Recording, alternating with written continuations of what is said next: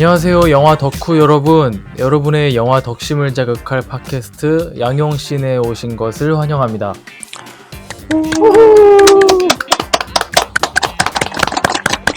오랜만입니다. 오랜만에 녹음이죠? 오랜만이다. 연초에 아주 푹 쉬고. 네. 연초에 푹 어떻게- 쉬고 오랜만에 지금 한 2주 만에 보나요, 저희가? 네. 어떻게 다들 잘 쉬셨어요? 새해 계획도 잘 세우고 네. 크로스핏을 시작했어요. 오. 그 바쁜 사이에 크로스핏도 하고 아침 어떠세요? 6시에 일어나요. 갓생사시네? 진짜. 첫날 바로 토했어요. 아, 진짜로? 첫날 끝나고 화장실로 바로 달려가서 화장실 문 열자마자 그대로 무슨 뮤턴트 마냥 서브스턴스 마냥 바로 다 개원했어요. 아니 그렇게까지 아, 그래도 서브스턴스 못 이기지. 엄청 열심히 했나 보네. 네, 진짜. 그래서 10시면 눈이 감겨요. 이제 슬슬 졸리시겠네요. 30분 남았어요. 오늘도 하고 온 거예요? 오늘도 했지. 대단하다. 네, 평일 다는 못하고 아직 체력이 안 올라와서 평일 5일은 다 못하고 지금 월수금만 먼저 하고 있어요. 나 아침에 그렇게 나간 사람들 존경해. 근데 이게 저는 밤 운동보다는 아침 운동이 좀 맞더라고요. 밤 운동 하니까 이 몸이 좀 흥분돼 있는 상태여서 잠을 잘 못 자더라고요. 맞아요. 그리고 개인 시간을 활용하는데도 아침에 운동하는 게 더 적절하대요. 맞아요. 음. 저도 그래서 아침에 하고 싶은데 못 일어나더라고요. 저는 도저히 일어날 수 뭐 없어. 연초에 있어서 올해 새로 시작하게 된 특별한 건 없어요? 특별히 시작. 새로 시작한 건 새로 시작했다기보다는 일이 많아서 저는 연초에 쉬질 못하고 지금 한 3, 4주를 계속 일을 하고 있거든요. 그래서 정신이 없습니다. 이게 좋은 건지 나쁜 건지 그래서 열심히 글을 쓰고 오늘도 작업을 하다 왔습니다. 영화계 힘들다는데 이 바쁜 게 훨씬 낫죠 지금. 맞아. 그러니까 영화가 제발 살아났으면 좋겠어. 연말에 되는 영화가 없어가지고 지금 큰일 났어요. 올해 그래도 맞아. 이 3대장이 또 복귀하시니까 그쵸. 그거 잘 돼야 될 텐데. 박찬욱 감독님, 나홍진 감독님, 그리고 봉보로봉. 봉고르봉, 봉준호 감독님 세 분 나오시죠? 그래서 새 영화가 잘 돼야 될 텐데. 그러니까 뭐 들리는 말에 의하면 나홍진 감독님 영화 재밌다고 하더라고요. 세 개 그래요? 중에 제일 기대되는 거 있으세요? 아무래도 전 오스카 박이 제일 기대됩니다. 봉 아니고 박? 봉. 봉? 오스카 봉. 봉이 기대됩니다. 오스카 박 언제 받았나 지금 생각하고 있었네. 얼마 안 됐어요. 저는 오히려 나홍진 감독님 영화가 좀 궁금해요. 그게 제일 왜냐면은 봉준호 감독님 해외에서 찍은 영화들을 몇 번 보긴 했잖아요. 그 전에 설국열차도 그렇고 옥자도 그렇고 그거 다 해외 자본으로 찍은 거니까. 그래서 봉준호 감독님의 스타일이 물론 항상 새로운 걸 보여주시긴 하지만 뭐랄까 좀 어떤 방식으로 갈까 그려지는 게 있는데 나홍진 감독님은 아직도 모르겠어. 뭐가 나올지. 그래서 좀 궁금해요. 맞아. 사람들이 어쨌거나 계속 못 봤던 걸 보고 싶어 하니까 그런 게 필요해요. 이제 극장 살아날 때 됐어.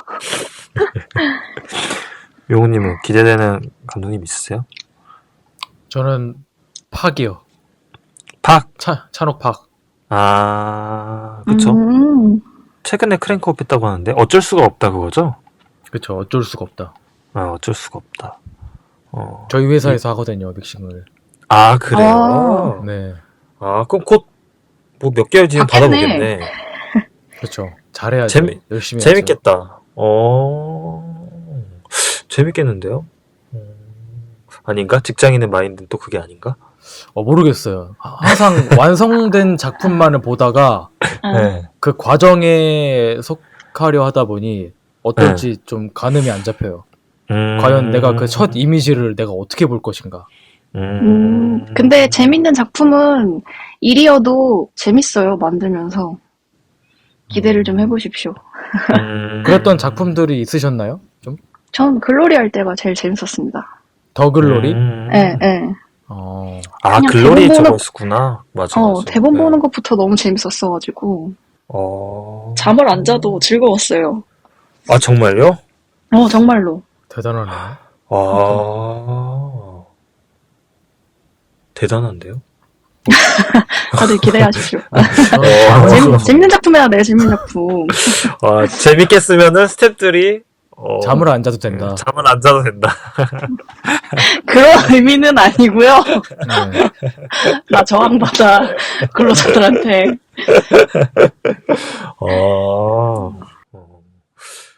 오늘은 이제 요운님이 애프터선을 가져오셨는데 네. 어쩌다가 또 애프터선을 선택하셨는지. 애프터선이 좋다는 명성은 익히 알고 있었습니다. 그래서 1차 관람을 한 작년 여름쯤에 했었는데 그때 한번 실패를 했었어요. 침대에서 극장에서 아이패드로 침대에서? 보다가 네, 너무 졸려서 잠이 들어버렸어. 그때 몸 컨디션도 안 좋았고 영화가 초반에 잔잔하니 맞아. 맞아요. 여행 간 것 같고 음. 그러다 보니 잠이 들어서 한번 탈주하고 잊어버렸다가 강제로 봐야겠다. 그렇게 좋다니 하고 봤는데 웬걸 야 진짜 영화관에서 못 본 게 한이구나 이게. 내가 이 모니터로 봤을 때 이 놀라운 경험을 했는데 모니터에서 봤으면은 나는 내 몸이 분해가 됐었겠다. 그런 느낌을 좀 많이 받았습니다. 아주 놀라운 경험을 했어요. 저는 사실 개봉 당시에 얘기는 익히 많이 들었는데 안 봤어요. 뭐 이렇게 바쁘고 이러다 보니까 그냥 안 보게 됐는데 이번에 이제 얘기해서 봤거든요. 근데 제가 2번을 본 거예요. 낮에 한 번 보고 새벽에 한 번 다시 봤어요. 근데 낮에 봤을 때 약간 피곤할 때 봐서 좋긴 좋고 눈물도 나긴 했는데 약간의 감흥이 좀 떨어졌거든요. 기대했던 것보다는 좀 그런데. 근데 새벽에 다시 보는데 내가 어느 순간 꺽꺽 울고 있는 거야. 소리를 내면서 울고 있었던 거예요. 밤에. 어느 장면인지 궁금하네요. 그 터진 부분이. 터진 장면이 정확히 기억 안 나는데 근데 그 장면 자체가 임팩트 있게 연출된 장면이 아니거든요. 근데 뭔가 이 영화의 모습들이 맞아요. 저의 어떤 개인사가 갑자기 어느 순간 딱 겹쳐지면서 뭔가 눈물이 팍 터지는 순간들이 있었어요. 맞아요. 이게 딱 특정 순간에 이미지, 그러니까 오디오 비주얼 쪽으로 임팩트가 있어서 사람의 감정을 건드리기보다는 계속 이렇게 교차되고 뭔가 쌓이면서 영화랑 관객의 개인적인 것들이 충분히 상호작용할 수 있는 그런 지점들이 많거든요. 그러다 보니까 좀 예기치 못한 곳에서 좀 사람들이 개개인마다 느끼는 게 많지 않았을까. 저는 좀 더 신기했던 게 영화 다시 보는 거 정말 좋아하거든요. 네. 제가 도식적인 거를 좀 좋아해서 문법적으로 어떻게 했고 이렇게 칼로 잘라서 분석하는 걸 좋아하는 편이에요. 왜냐면 제가 그런 편에 약해가지고 그런 거를 방식으로 더 채용해서 영화 보기를 좋아하는데 애프터선은 한번 보고 다시 못 보겠는 거예요. 왜요? 한 번 본 그 순간이 너무 그냥 완벽한 그 자체로 남아있는 것 같아서 썰어내고 싶지 않았구나. 다시 보면은 뭔가 더 퇴색될 것만 같고 그 빛이 바랄 것만 같고 그런 거예요. 그런 영화들이 있어. 네. 그래서 다시 보기가 조금 싫었었어요. 힘들었었어요. 근데 이제 이거 하려고 다시 봤어요? 이제 씬 분석하려고 조금씩 넘기면서 봤죠. 아, 다 이게- 통째로 다시 보진 않고 안 돼요, 안 돼요. 진짜 아끼는 영화인가 보다. 저도 애프터선 이거 한다 그래서 처음 봤거든요. 저도 명성은 익히 들어 알고 있었는데 저도 그 용용님이랑 똑같았어. 전 이 영화 오프닝만 3번 봤어요. 너무 졸려서. 보다 잠들고 하다가 진짜 각 잡고 보자 해가지고 새벽에 일어나서 이걸 봤는데 사실 이 영화를 다 보고 나서는 큰 감정이 별로 안 들었거든요. 저한테 감정적으로 다가온 영화는 아니었어요. 근데 그날 오후에 영화를 보러 영화관에 앉아갖고 영화 시작하기 이렇게 기다리고 있는데 광고를 그냥 멍하니 보고 있는데 갑자기 이 영화 주인공 얼굴이 자꾸 떠오르는 거예요. 이게 제가 얘 왜 그런지 마음은 알아요. 어땠을까? 나중에 이런 거. 왜 그런지 정확히 알려줄게요. 그래요? 네. 왜 그런지 정확히 알수 알려줄게요. 있어? 네, 정확히 찝어낼 수 있어요. 이렇게 왜 자신감이 이 넘치는 영화를 두 번째 접할 때 어. 그 폭이 배가 되고 넓어지는지 제가 정확히 어. 나중에 짚어드릴게요. 어머, 너무 기대됩니다. 자, 들어가기에 앞서 일단 작품과 감독에 대한 설명을 조금 간략하게 설명을 드릴 건데 애프터선의 감독은 샬롯 웰스라는 스코틀랜드 출신 영화 감독입니다. 이 감독은 네. 뉴욕대에서 영화를 공부를 했고 음. 좀 인물의 일상들을 섬세하게 그리는 연출들을 좋아했대요. 그게 특징이었고. 애프터선만 단편- 봐도 약간 네. 느낌이 네. 그래서 그 영향을 받은 감독들을 좀 나열을 하자면은 빔 제가 한번- 벤더스. 아 빔 벤더스를 바통 터치를 해서 양양님이 한번 설명해 주세요. 아니 그 약간 뭔가 맞출 수 있을 것 같아. 좀 더 있어요. 일단은 그러니까 샤롯 웰스, 네. 가 영향 받았을 것 같은 영화 감독. 빔 벤더스 혹시- 가? 아니 샬롯 샬롯 웰스가 웰스가. 웰스가. 네. 영향을 받았을 것 같은 영화 네. 감독. 약- 나머지 두 개는 여성 감독들이에요. 아 여성 감독이에요? 네. 제인 캠피온. 높. 에이.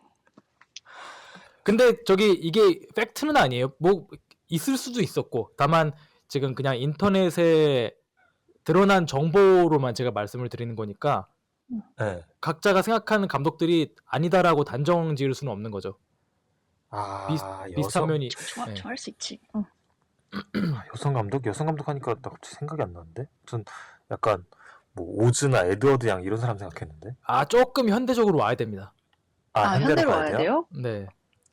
맞추고 싶은데. 힌트. 일단은 이 애프터선이 이야기 자체가 어디 여행에 와서 다른 네. 곳에 가서 펼쳐지는 이야기잖아요. 네. 비슷한 영화를 다룬 게 또 있어요. 혹시 여기도- 안드레아 아놀드입니까? 아닙니다. 아. 소피아 코폴라. 약간 뭐 소피아 사랑도 코폴라. 통역이 되나요에서의 그런 여행 간 그런 느낌과 아니면은 소피아 코폴라. 조금 실내 장면에서의 정적인 독특한 리듬과 그런 것들을 포착하는 데 있어서 아마 샹타라코만.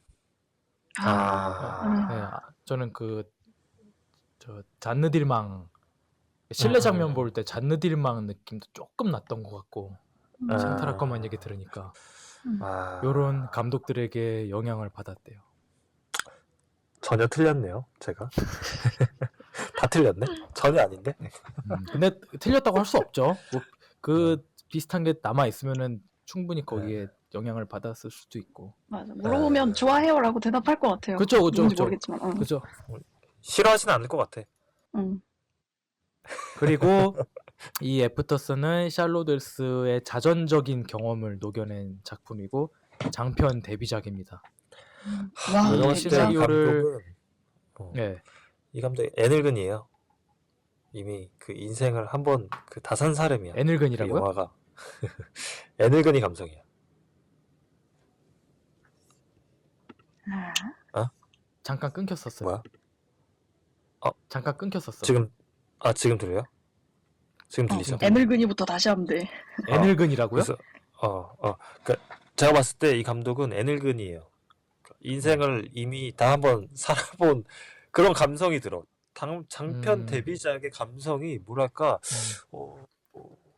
야, 이게 감성이, 이게 젊은 사람 감성 같은 그런 느낌이 안 들고, 뭔가 삶을 한번 이렇게 다 살아본 그런 느낌이랄까요? 맞아. 살짝 배송이 같은 느낌이 안 들어. 음, 우리 또래라고는 말할 수 없는데 87년생이시거든요. 샬롯 웰스 감독님이. 예. 그러다 보니까 지금 어떻게 보면 청년은 아니죠, 이제. 그쵸? 청년의 나이를 넘어서서 이렇게 함축적인 게 폭발된 작품이랄까? 그게 녹여내진 작품이랄까? 좋습니다. 네. 이 작품을 베리 젠킨스가 제작을 제안했대요. 몰라이트 감독이죠. 네. 딱 좋아할 스타일이야. 너 내과구나. 서- 어. 이렇게 했던 것 같아, 그냥. 그러니까 아마 베리 젠킨스가 단편 영화를 보고 이분의 단편 영화를 보고 픽했다고 제가 봤는데 음. 아마 이렇게 딱 보고 얘 물라이트과인데 하고 연결이 된 것 같아요. 음. 어, 어, 기본적으로 좀 그렇고, 이제 좀 배우들 얘기를 해보자면은, 영화가 튀르키예로 여행을 온 부녀의 이야기죠. 네. 그런데 그 부녀와의 역할에서 딸, 소피 역의 프랭키 코리오라는 배우가 역할을 맡았습니다. 영화 데뷔작이고요. 경쟁률이 이야. 800대 1이었대요. 부를만 했네요. 그리고 이게 너무 잘했어요. 네. 음. 런던 비평과 협회상에서 아역배우상을 수상했다고 하고, 이제 젊은 아빠 역, 칼럼 역의 폴 메스칼. 저는 이 배우 잘 몰랐는데 유명한 배우인가요? 엄청 유명해요. 글래디에이터 2 주인공이었잖아요. 아, 그리고 이건 너무 가십이긴 한데, 이분 여자친구가 JJ 에이브럼스 딸인가? 그래요. 너무 가십인데요? 그래서 아무튼 유명하다. 최근작 대표작 저거 글래디에이터 2가 있었다 주인공. 맞아. 저도 잘 몰랐어요. 그러면은 본격적으로 좀 영화 첫 장면부터 얘기를 해보겠습니다. 오프닝이 뭔가 캠코더 혹은 비디오 카메라가 조정되는 것 같은 소리로 시작이 되죠. 그러죠. 그러면서 아빠를 인터뷰하는 딸의 영상이 이렇게 살짝 나오는데, 이때 좀 궁금한 게, 잠깐 보이다가 인터뷰가 이제 캠코더 화면이 정지되고 하얀 화면에 사람 형상이 살짝 움직이잖아요. 네. 이거를 어떻게 보셨어요, 다들? 누군가 캠코더를 지금 되돌려보고 있다라고 인식을 하셨어요? 그쵸. 저는 이렇게 처음에는 그렇게까지 인식을 못했고 이 영화를 다 보고 나서 이 장면이 결국에는 그러니까 이게 말씀하신 것처럼 부녀가 터키로 여행을 간 거잖아요. 이제 어린 딸과 이제 한 31살이 된 아버지가 네. 잠깐 휴가로 터키로 여행을 간 건데 이 딸이 31살이 돼가지고 당시 아버지 나이죠. 어느새 커가지고 아버지의 나이가 돼서 캠코더를 재생시키는 사실 장면이잖아요. 그래서 어렸을 때 기억을 이제 꺼내보는 순간이 이제 오프닝이 그렇게 표현이 된 거죠. 전 아예 인식을 못했어요. 그쵸? 네. 아니, 그 전에 먼저 31살이라는 거는 어떻게 알아요? 31살이라는 거는 일종의 추측인데, 왜냐면은, 이 주인공이 나중에 이 주인공이랑 같이 사는 이제 상대편 배우자죠. 생일 축하한다고 얘기하잖아요. 그 현재로 돌아와서. 그래서 그런 부분 봤을 때, 아마도 이 주인공이, 같은 나이일 것이다. 소녀일 때 커가지고 아버지랑 같은 나이가 됐을 때, 자기랑 비슷한 처지가 됐을 때, 그 과거의 추억을 기록했던 캠코더를 꺼내보는 것이다. 그래서 뒤에 가면 그 캠코더의 기억이라는 게 나오잖아요. 그래서 그쵸. 결국 그런 것들을 유추해 봤을 때, 처음에 어떤 캠코더를 재생시키는 소리, 뭐 테이프를 넣는 건가? 어떤 그런 류의 소리가 나잖아요. 결국, 그래서 이제 그런 것들을 유추해 봤을 때, 이 영화는 결국 이 딸의 기억에 관한 이야기겠구나라는 것들을 이제 알 수가 있는 거죠. 너 되게 일찍 알았다. 전 전혀 몰랐어요. 저도 전혀 몰랐어요. 저는 누구야도 아니고 뭐야? 이거 뭐야? 이러고 넘어갔어요. 아니, 뭐야 하고 그 다음에 막 파티 장면 같은 게 막 이렇게 번쩍번쩍거리잖아요. 네. 그러다 보니까 또 금방 잊어버렸어요. 아니 근데 정신이 하나도 보면서, 없더라. 근데 보면서 뭐야? 이러면서 봤다고? 네, 진짜 이렇게 지금 제 자세 좀 의자에 기대 있거든요. 모니터 보다가 벌떡 일어나면서 뭐야? 이랬어요 진짜. 되돌려보진 못하고 그건 차마 못할 짓이니까 되돌려보진 못하고. 아니요, 저도 그 처음에 단번에 이거 상황을 파악한 건 아니고 영화를 다 보고 나서 천천히 이게 그런 장면이었구나. 근데 다만 이 영화가 그런 것들을 처음부터 이렇게 제대로 보여주지 않잖아요. 보여줄 뒤늦게 생각이 알게 없죠. 보여줄 생각이 없잖아요. 그냥 어떤 소리나 어떤 감각으로 표현하잖아요. 그래서 애초에 그런 걸 보여줄 생각이 없고, 이거는 누군가의 기억이기 때문에 그런 식으로 뭔가 스며들듯이 막 연출한 게 아닐까. 그쵸. 나중에 되짚어 볼 수 있도록, 나중에 좀 생각의 수면 위로 좀 떠오를 수 있도록 한번 그냥 깐 거죠. 그쵸. 인식으로서. 네. 그래서 첫 오프닝 장면에서의 그 아빠를 인터뷰할 때 좀 중요한 대사가 있는데, 그 11살 때 아빠는 지금 뭘 할 거라 생각했어요? 라고 소피가 물어보잖아요. 이게 국내에 개봉됐을 때 자막 이슈가 있었대요.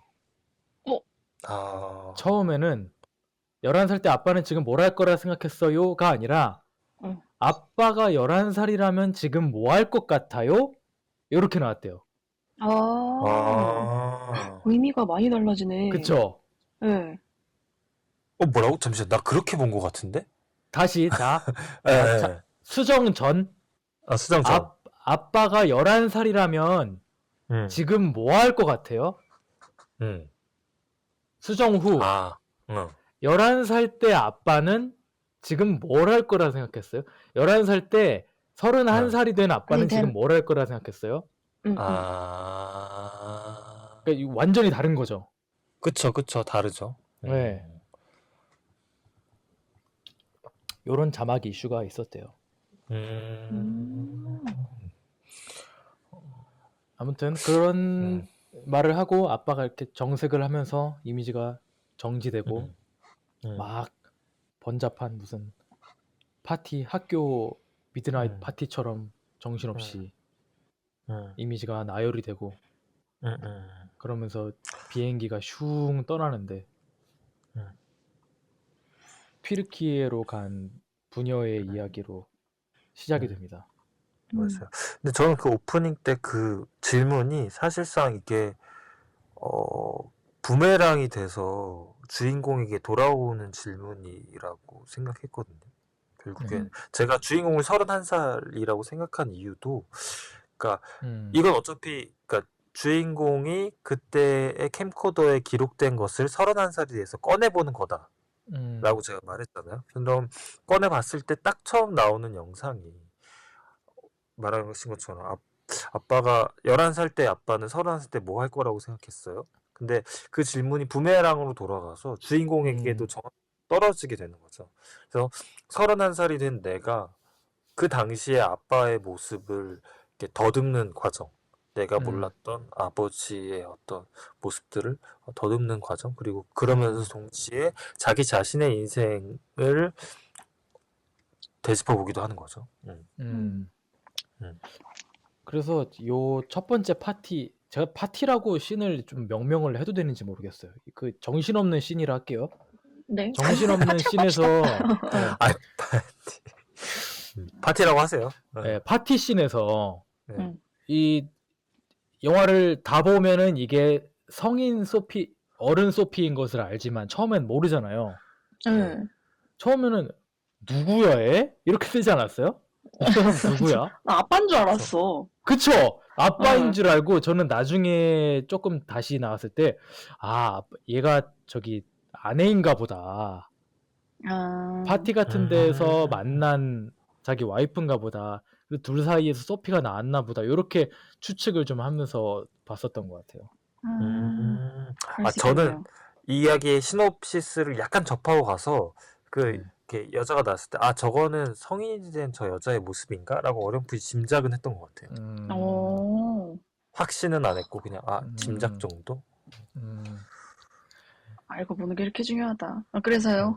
네. 그래서 이 튀르키예의 본격적인 씬이 시작되는데 거의 뭐 액자 구조 같은 느낌으로 시작이 되는데 여기에서 에디팅, 사운드 에디팅이 조금 효과적으로 된 게 영화가 되게 친절하게 시작한다고 생각을 했습니다. 그게 첫 번째로는 이 소리적으로 이 시작이라는 의미가 포함되어 있는 사운드가 두 개 들어가는데 비행기가 슝 하는 소리와 함께 그 애기 우는 소리가 이렇게 같이 들리거든요. 캠코더가 뭐 되감기를 하듯이 빨리 감기나 하는 건지 아니면 뒤로 돌리는 건지 이때 그 두 가지 소리가 교차되면서 나오는데 뭔가 영화의 시작과 함께 이 시작이라는 의미가 담긴 두 소리가 들리니까 뭔가 이렇게 차분해지는 거예요. 이렇게 좀 가이드 받는 느낌. 이제 시작하는구나 하고 튀르키예로 가니까 웬걸 가이드가 또 가이드를 해주고 있네? 그래서 요건 좀 센스 있다. 이 튀르키예로 부녀가 놀러 온 거를 영화 내 쪽으로 가이드 해줄 뿐만 아니라 관객들도 지금 이 상황이 뭔지 알게끔 설명을 해준다는 게 내외적으로 다 표현이 된 것 같아서 좀 센스가 있는 연출 같았다 이런 느낌을 받았었어요. 소리로 정보 전달을 되게 많이 해줬네요. 생각보다. 소리에 되게 예민한 영화죠, 이 영화가. 그리고 영화 극적으로 뭔가 표현하지 않기 때문에 그 다른 것들을 좀 풍부하게 표현하기 위해서 이 화면의 깊이를 만들기 위해서는 사운드가 특히나 또 중요해지는 영화이기도 하죠. 이게 제가 자꾸 비교하고 싶어서 비교한 건 아닌데 하얼빈과 비교하자면 그러니까 영화의 극적인 요소를 배제하고 의도적으로 배제하는 경우에는 화면의 깊이를 만들기 위해서 그 화면의 사운드도 엄청 신경 쓰고 이 배우들 액팅도 엄청나게 신경 쓰고 그리고 그 안에 있는 오브제들도 엄청 신경을 쓰게 되거든요. 그래서 우리는 엄청 많이 신경을 쓰긴 했는데 관객들한테 티는 별로 안 나는 거예요. 보통 이런 것들 연출할 때 아마 애프터선도 아마 안에서는 엄청나게 공들인 씬이 있을 텐데 엄청나게 많을 텐데 사운드도 그렇고 그렇지만 겉으로 봤을 때는 좀 심심한데 이런 장면들이 아마 많죠. 그래서 우리가 이게 볼 때 약간 좀 지루한데 이러기도 하고 근데 뒤돌아보면 생각나고 그런 장면들이 마음속에 딱 스며들 때 진짜 한 방에 있는 거죠. 그니까요. 또 가슴 아플라 그래. 그 특정 이미지가 생각이 나서 지금. 너무 궁금하다. 평양냉면 같은 네. 영화지. 비유 좋아요. 평양냉면 네. 같은. 네. 빨리 그 가슴 아픈 장면을 향해 진도를 빼자면 네. 튀르키예를 도착해서 숙소에 도착하는데 이 소피가 보통 애가 아닌 것 같아요. 되게 어른스럽달까? 맞아요. 이 계단 씬에서도 이제 막 도착해서 그 카운터에 사람이 없자 아빠가 위에도 막 올라가 보려고 하는데 아빠가 멈칫하고 소피한테 뭐라 하려는 순간 소피가 나 괜찮아 혼자 있을 수 있어 약간 이런 바이브로 알려주기도 하고 그러면서 이 마냥 애는 아니구나 소피가 이런 느낌을 받았었어요. 근데 이거는 그냥 저의 이게 개인적인 추측이지만 그런 어리광이 없는 아이잖아요. 그리고 영화 보면은 자기 또래들이랑 노는 걸 싫어하고 언니, 오빠들이랑 놀고 싶어 하고 딱 봐도 또래보다는 성숙한 아이인 거죠. 그러니까 떼쓰지 않고 뭐 사달라고도 하지 않고 오히려 아버지한테 돈 없는 거 다 알아. 안 해도 괜찮아. 이렇게 말하는 아이인 거죠. 음. 그렇다는 얘기는 평소에 그런 이 가족 환경에 대해서 별로 좋지 않은 환경을 지냈을 거라고 생각해요. 그렇기 때문에 이 어리광 아이가 부릴 수 없는. 어리광을 부릴 수 없는 환경에서 자라는 아이인 거죠. 그래서 어떻게 보면 일찍 철들 수밖에 없는 아이인데 그런 면에서 봤을 때 이 아이가 조금은 안쓰러운 지점이 있기도 한 것 같아요. 맞아. 애는 애다워야 되는데 그렇지 않을 때 좀 어른으로 봤을 때 안쓰러운 지점이 있죠. 그리고 애는 애다워야 되는데 말씀하신 것처럼 그 애답지 않은 애를 봤을 때의 이 아빠의 느낌도 이 영화의 감정과 좀 연결되기도 하고 이 영화의 슬픔과 그렇습니다. 네. 그러고 방에 들어가서 소피는 잠에 들고 아빠가 이제 베란다에 나가서 뭐랄까 태극권 같은 명상 행동, 맞아. 요가 행동을 하는데 음. 저는 이걸 영화를 다 보고 유정문을 다시 보니까 이게 캠코더로 찍힌 장면도 아니고 어떻게 보면은 어른 소피의 기억에만 있는 좀 추측성 이미지로 볼 수 있잖아요. 아빠가 이랬을 것이다. 그쵸. 왜냐면은 여기 장면도 소피의 앞에 카메라가 있고 굉장히 길게 흘러간단 말이죠. 꽤 길어요, 진짜. 네, 그리고 호흡도 정말 자는 호흡이야. 쌕쌕거리면서 자는 호흡. 이거를 소피가 안 자고 있는 걸로 표현을 한다면 호흡을 좀 다르게 했을 수도 있었을 텐데 정말 자는 걸로 표현을 하니까 소피를 통해서 아빠로 가는 이 카메라 워킹이 정말 아빠는 이랬을 것이다라고 말하는 듯한 이미지인 것 같은 거예요. 처음 볼 때는 절대 모르지만 처음 볼 때는 이러한 컨셉 같은 걸 전혀 눈치 못 채지만 그래서 이렇게 캠코더로 찍힌 뭔가 기록으로서의 이미지와 어른 소피가 그랬을 것이다라고 추측하는 그런 회상의 이미지가 이렇게 교차되는 특징이 이 영화에 많이 녹아져 있는 것 같아요. 거기서 부딪히는 뭔가도 있는 것 같고.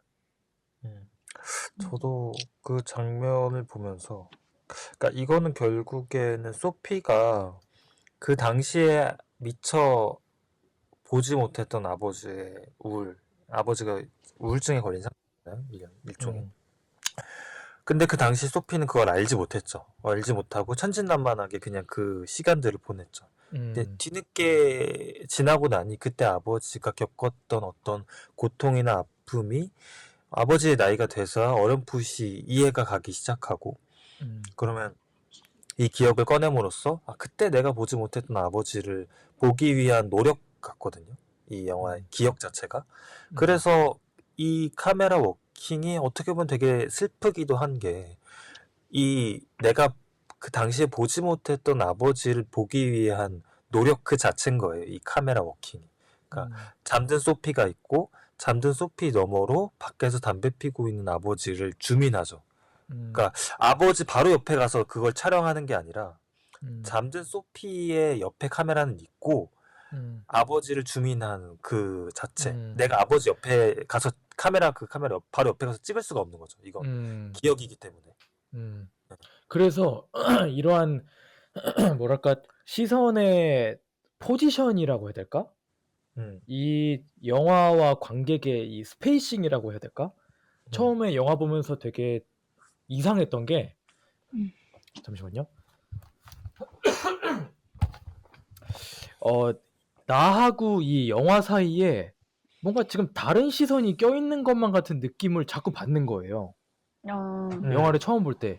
이게 분명 그 처음에 파티 씬, 난잡한 씬 때문에 살짝 멀어졌던 것도 있지만 이 캠코더라는 기록된 걸 보다가 다시 튀르키예 속 이야기로 넘어오면서 뭐 그런 걸로 인해서 좀 멀어진 것도 있을 것 같은데 분명히 다른 프리즘 하나가 내 사이에 있어가지고 뭐랄까 좀 사선에서 이 영화를 보는 듯한 느낌을 분명히 받았었어요. 지금 다른 시선이 있다 여기 그런 느낌을 받았는데 보통 제가 이렇게 개인적으로 느낀 것들은 다른 영화들 같은 경우는 그냥 완전히 제 개인적으로 걸로만 남아서 사라지는 게 많았거든요. 한 10 중에 9은.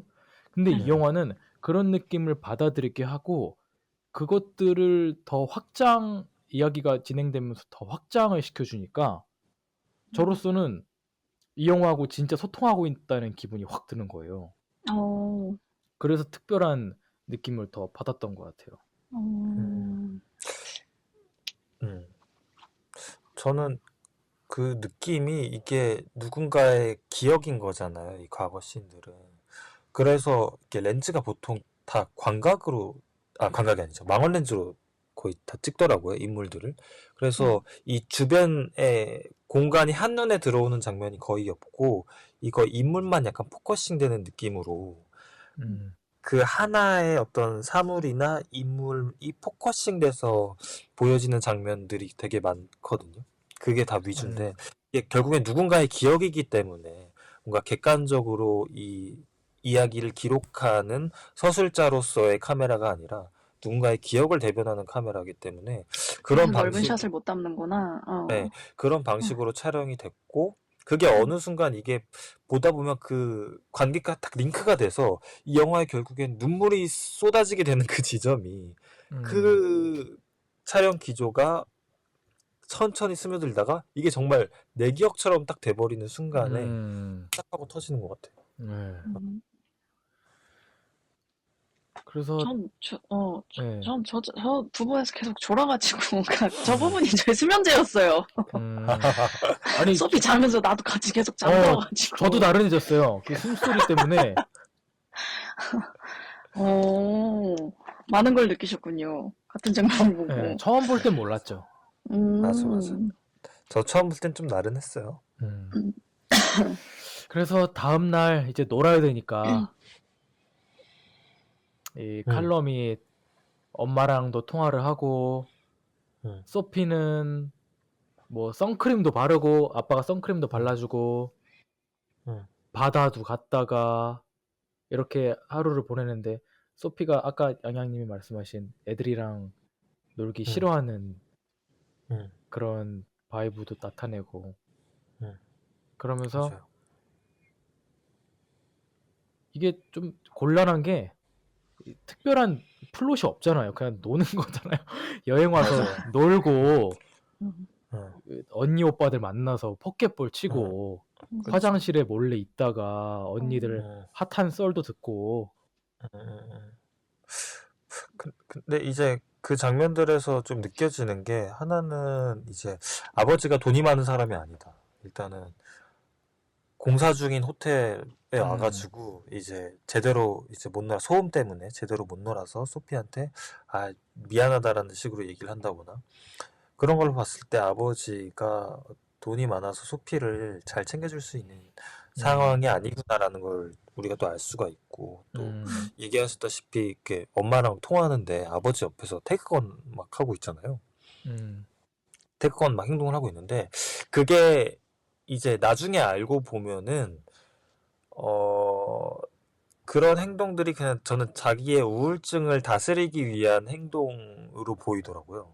그러니까 이 사람이 그 메디테이션이나 명상이나 뭐 태극권이나 이런 책들도 있고 그런 건 행동을 계속 하려고 하는 게 결국엔 이 사람이 스스로 우울증을 극복하기 위해서 어떤 행동들을 굉장히 필사적으로 하고 있었다. 근데 그것을 소피는 당시에 전혀 알 수 없기 때문에 그렇죠. 그냥 뒤에서 그런 모습들을 행하고 있다 정도로만 우리가 볼 수밖에 없죠. 근데 그 순간에 그걸 보는 순간에 우리는 아무것도 느낄 수가 없죠. 왜냐면 우리 그쵸. 소피의 입장이니까. 모르는 거죠. 칼럼이 당장 그 메디테이션을 하지 않으면은 미치고 팔짝 뛸 것만 같으니까 그 행동을 하는 걸 수도 있고. 음, 음. 보통의 영화면은 그런 우울증을 겪는 아버지와 딸의 어떤 갈등을 만들어내서 음, 이 아버지가 우울증을 겪고 있다라는 것들을 관객에게 정확하게 보여줄 텐데 이 영화는 그렇게 하지 않잖아요. 그러니까 그죠. 아버지가 우울증을 필사적으로 이겨내려고 엄청나게 노력을 하고 있는데 음, 감추려고 하고 있죠. 음, 응, 감추려고도 하고 있잖아요. 응, 근 딸이 알지 못하게. 응. 근데 그건 일종의 아버지가 딸에게 할 수 있는 최선의 사랑인 것 같기도 하거든요. 맞아, 맞아. 음, 응, 어, 그러니까 그런 지점들이 마지막에 파도처럼 이렇게 몰려오는 게 있어요. 아, 이게 결국엔 아버지의 어떤 사랑이었구나라는 음. 것들이, 근데 이걸 보는 순간에는 알기 어렵죠. 저 응, 맞아. 소피의 시선으로 보게 되니까. 음, 음, 그래서 보면은 소피가 그 화장실에서 언니들 썰도 들을 때 다 아는 것 뭔가 다 알거나 아는 애 같잖아요, 소피가. 음, 응, 그런 것도 있고 뭐 아빠랑 얘기를 하면서 이렇게 톡 잡지 보는데 그 잡지 보면은 뭐 여자, 걸, 러브 이렇게 그런 가십 잡지가 있거든요. 그걸 응, 읽다가 아빠가 뭐 책 잘 보고 있냐 하면은 갑자기 다른 책 들어서 그거 보는 척하고 음, 그러면서 또 아빠랑 엄마의 관계를 조금 이해를 잘 하지 못하잖아요. 응, 이혼했는데 왜 서로 사랑하냐고 하고 음, 뭐 약혼한다는 게 뭐 다시 결혼하는 줄 안다고 생각을 했고 응, 음, 그러면서 이 사랑과 사랑에 대해서 그리고 인간과 인간이 가지는 관계에 대해서 애가 좀 일반적으로 이해를 하지 못하는 지점에 있어서 어 조금 추상적으로 얘기를 한다면은 저는 어른 성인 여자가 애 몸속에 들어가 있는 것만 같은 느낌이 드는 거예요. 소피를 볼 어, 때. 음. 어. 그러면서 아 얘는 뭔가 시간에 갇혀 있는 것만 같다. 응, 이런 느낌을 받았었거든요. 어, 아니면 성인이 되고 싶은 어린아이 같은 느낌 아닐까요? 난 그 지점이 좀 정확한 것 같아. 어, 음, 그런 것 같아요. 응, 음. 성인이 되고 싶지만 아직 음, 몸은 어린아이. 응, 어. 그 음, 장면이 대표적으로 이제 보여지는 게 그 중간에 이제 자기 언니 오빠들이랑 막 놀잖아요. 수영장 막 들어가서. 네, 응, 근데 그 물속에서 이 주인공 이 소피의 발이 수영장에 닿지 않아가지고 막 거기서 발버둥 치면서 막 이렇게 놀고 있는데 언니 오빠들은 수영장에 이제 발이 닿고 뭐 그런 식으로 그런 지점들이 그런 장면들을 통해서 좀 표현이 되는 것 같아요. 응, 음, 응.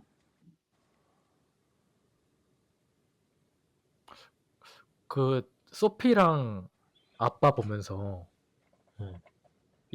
약간 연인 같다는 느낌은 안 드셨어요? 어, 음, 저는 그런 생각을 경계하면서 봤어요.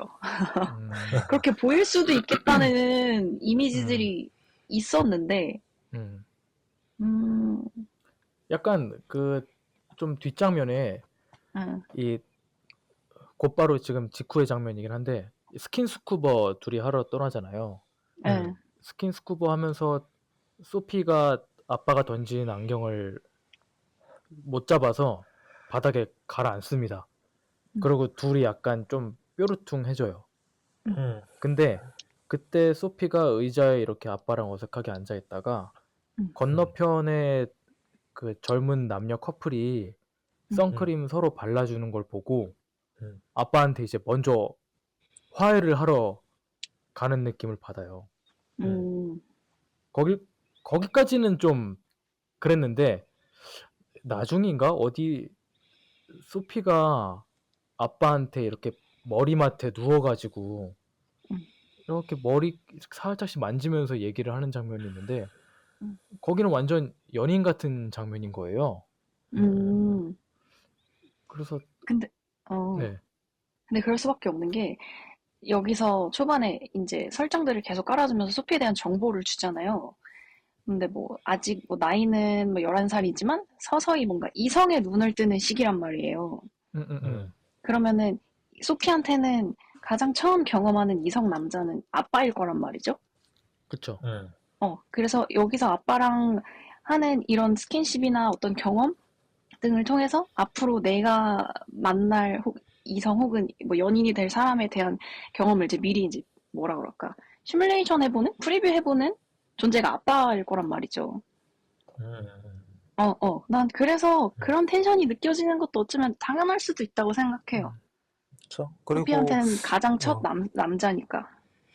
맞아요. 그리고 음, 소피가 지금 이 터키에서 어떤 성적인 경험들에 대해서 눈을 뜨잖아요. 언니 맞아, 오빠한테도 맞아. 다양하게 많이 보기도 응, 하잖아요.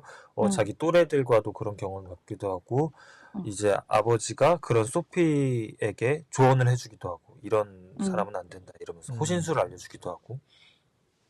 그래서 그렇게 그런 뉘앙스를 느끼게 되는 거는 자연스러운 반응인 것 같기도 해요. 어. 음, 근데 그 보트 위에서 그 장면, 저는 인상 깊었던 장면 중에 또 하나가, 그렇게 이제 물안경을 빠뜨리고 나서 아버지랑 이제 거기 있는 선원이랑 얘기를 하게 되잖아요. 근데 그러다가 이제 선원이랑 얘기가 끝나고 카메라가 주인공을 이렇게, 아버지를 이렇게 비추다가 아버지가 이렇게 멀리 허공을 바라보거든요. 네. 그래서 카메라 그 시선에 맞춰서 문득 이렇게 멀리 허공을 찍어요. 그러다가 응, 다시 주인공에게로 카메라가 돌아오는데, 그런 문득 이 아버지에게 스치는 우울한 순간들, 이 우울증이 엄습하는 그런 장면들, 이 응, 종종 이 영화에 찾아오는데, 그 장면도 그런 식으로 이제 표현을 하더라고요. 그래서 음, 저도 응, 처음에 볼 땐 그 우울증에 대해서 잘 이렇게 와닿지 않았는데, 두 번째 딱 봤을 때, 저런 음, 순간에 이 남자가 내면에선 엄청나게 힘들어하고 있었구나. 근데 그런 것들을 이 영화가 극적으로 표현한다거나 그런 방식을 채택하지 않고, 그냥 응, 저렇게 굉장한 심플한 패닝 음, 하나로 표현하는구나. 그렇게 음. 보이더라고요. 왜냐면은 표면적으로는 여기는 놀러 온 곳이기 때문에 음, 이 관광 배경으로 보이는 거죠. 처음 볼 음, 음, 때는 음, 맞아요. 좀 평온한 그냥 튀르키예의 어, 한 지역. 어. 그래서 사실, 이건 어쨌든 소피의 기억이니까, 응, 이런 순간들에 나의 아버지가 굉장히 공허했겠구나라고, 생각한 거겠죠? 이 장면들을 응, 봤을 때. 약간, 그때 나눴던 대화가 가장이 짊어져야 될 어떤 무게나 이런 거에서 그 사람과 얘기하고 있었는데, 그걸 보면, 이 31살의 나의 아버지가 어떤 무게를 짊어지고 있었는지, 그런 음, 장면들을 그런 장면이고, 다시 볼 때 그런 점들에 대해서 좀 다시 생각이 되더라고요.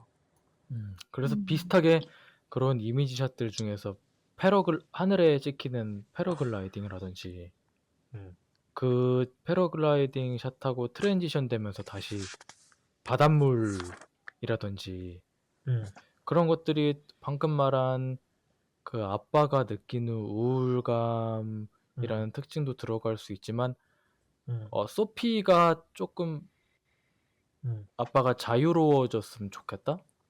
음, 조금 좀 힐링됐으면 좋겠다라는 음, 느낌도 음, 양면적으로 들어가 있는 것 같기도 해요.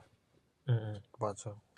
그래서 튀르키예에서 좀 휴가를 즐기다가 부녀들이 어 소피의 신체에 딱 변화가 생기는 지점이 등장합니다. 그 부분이 머리 닦는 부분인데 응, 네, 머리를 닦고 튀르키예의 그 문화적인 것들을 좀 그걸로 변화를 주는 지점인 거죠. 뭐 네, 튀르키예 목욕탕인지 사우나인지 음, 거기도 갔다가 아빠가 러그에 환장하잖아요. 너무 좋다 아, 그러고. 좀 웃겼어. 맞아. 환장한다 왜?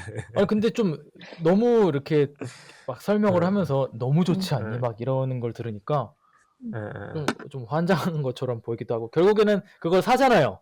돈 네. 없다면서. 예, 엄청 비싸던데. 네, 많이 비싸던데. 예, 예, 예. 그렇기도 하고 소피도 그 언니 오빠들이랑 다시 한번 놀게 되면서 막 비키니도 입고 그러다가 영화의 첫 장면이었던 그 인터뷰 장면으로 다시 돌아옵니다. 소피가 카메라를 잡고 아빠를 인터뷰하기 시작하는데 똑같이 질문을 하죠. 아빠한테. 11살 때 아빠는 지금 뭘 할 거라고 생각했어요? 그랬더니 아빠의 분위기가 갑자기 바뀌면서 카메라를 끄라 그러죠. 그러면서 캠코더를 딱 옆에 두고 뭐랄까 아빠의 내면의 진정성 있는 얘기가 시작되는데 여기 샷이 기가 막혀요 진짜.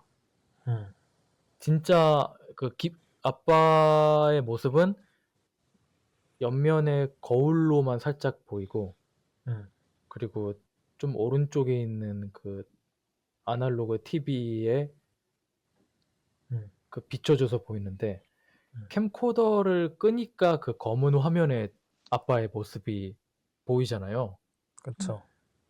그게 이제 자기의 내면의 아픔을 얘기하는 이 상황과 너무 절묘한 거예요. 연출력이 너무 좋은 거예요. 화면을 구성하는 게. 뭐랄까 구석에 있는 아빠는 뭐랄까 되게 압박되어져 있는 것 같이 보이기도 하고. 그쵸. 네. 그리고 뭐랄까 그때 아빠를 이해하지 못했던 소피 그 자체이기도 하고 이 앵글이. 그러니까 제대로 이렇게 보여지지 않잖아요. 그리고 그 앵글이 좀 이상해 어떻게 보면.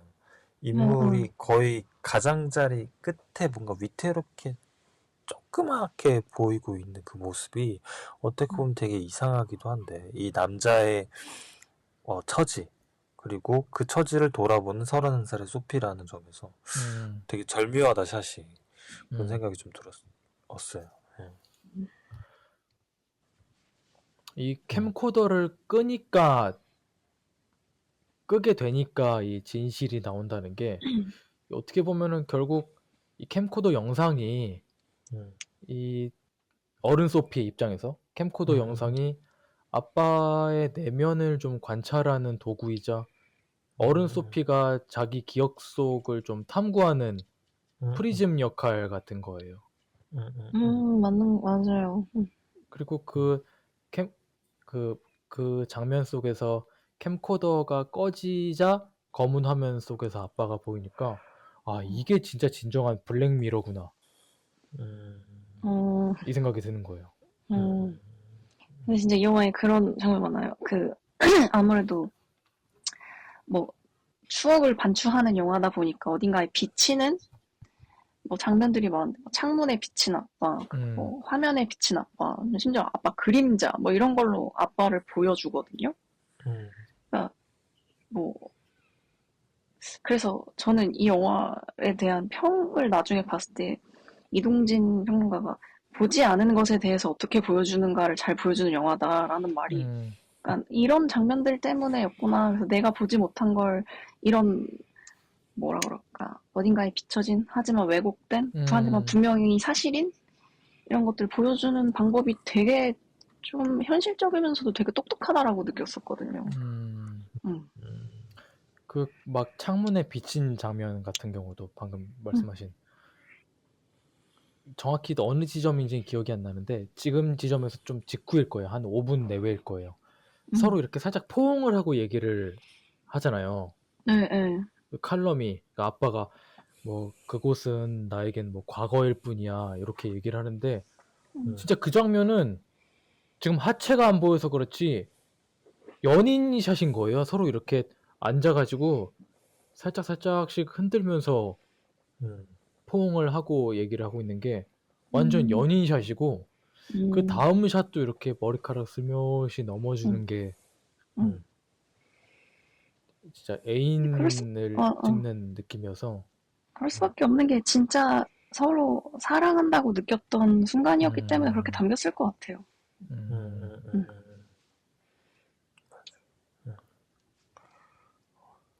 저는 그 전에, 이 장면 전에 나왔던 것 중 기억에 남는 게, 딸이 소피가 그 침대에 누워서 우울하다고 말하는 장면이 있어요. 근데 음. 이 아빠가 거울을 보다가 딸이 우울하다고 말하니까 거울에 침을 뱉거든요. 음, 그러니까 그러다가 이제 거울에 침을 뱉고 딸이랑 나가요, 방을. 근데 그렇게 불 꺼진 방을 카메라가 응시를 하다가 다시 패닝해서 그 침 뱉은 거울로 돌아오면은 방이 어두웠다가 햇빛이 비쳐가지고 그 침 뱉은 그 얼룩이 거울이 얼룩이 남아있는 음, 게 있어요.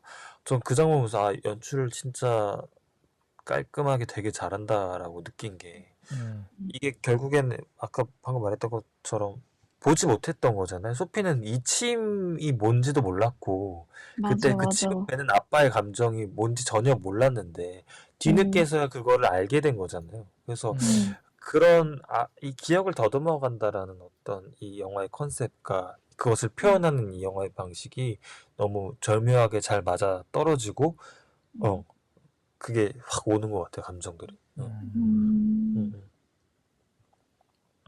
그러네. 나 그 장면 보면서 저걸 왜 보여주지? 이랬는데.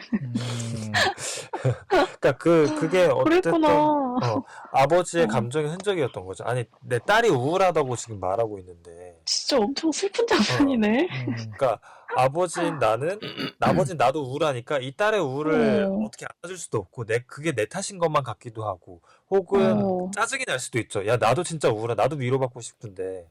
이런 생각이 들 수도 있고, 되게 복잡한 감정이 들 거 아니에요. 근데 그걸 그냥 내 거울에 내 모습에 내 얼굴을 보고 침 뱉는 거잖아요. 그게 어떤 자기 혐오일 수도 있고. 그렇죠. 그렇지만 이 아빠는 그 감정을 딸에게 표출하지 않잖아요. 그니까. 그저 그냥 딸이랑 이 시간을 함께 행복하게 최대한 보내려고 노력하고 있고, 그걸 삭혀서 침 한 번 뱉은 거잖아요, 자기 얼굴에. 맞아. 근데 그거를 뒤늦게 이 딸이 알았을 때, 결국 그 카메라가 불 꺼진 방에서 혼자 패닝해서 그 침을 보는 게, 이 딸이 뒤늦게 안 거잖아, 그 침의 의미를. 그치, 그치. 근데 그걸 알았을 딸이 얼마나 그 감정이 무너질까. 그거를 그러니까 뒤늦게 계속 곱씹게 되는 것 같아요, 이런 장면들. 맞네, 어, 맞네. 그리고 우리가 방금 얘기했던 그 아빠한테 질문을 하고 꺼진 TV 화면이 있고 위태롭게 있는 아버지가 있고, 그런 장면도 다 마찬가지로 같은 맥락 안에서 자꾸 감정이 계속 아주 얇게 한 겹씩 계속해서 쌓이고 있는 거죠. 어.